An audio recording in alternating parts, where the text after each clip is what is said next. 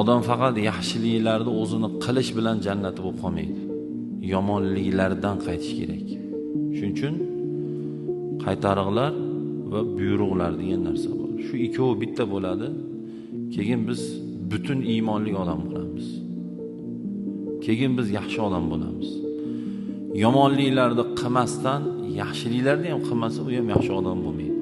Ichmaydi, chekmaydi, yuvosh, zino qilmaydi, birovni haqqini yemaydi, lekin namoz o'qimaydi. Yaxshi odam emas u. Namoz o'qiydi, zikr, tasbih, Qur'on, jamoat, ihson, sadoqat, lekin g'iybatchi, tuhmatchi, zinokor, birovni haqqini yeydi. U ham yomon odam. U ham rasvo odam bo'ladi. Yaxshi odam bo'lish uchun shu ikkovi bo'lsin. O'ng qo'lim yaxshiliklar bo'lsa, chap qo'lim yomonliklar bo'lsa, yomonliklarni qilmaylik, yaxshiliklarni qilaylik. Keyin biz inshaalloh o'sha Alloh Qur'onda aytgandek, payg'ambarimiz alayhisalom hadislarida aytganlaridek, shunda odam bo'lamiz biz. Chunki Alloh aytgandek banda bo'lmasak, payg'ambarimiz alayhisalom aytganlaridek ummat bo'lmasak,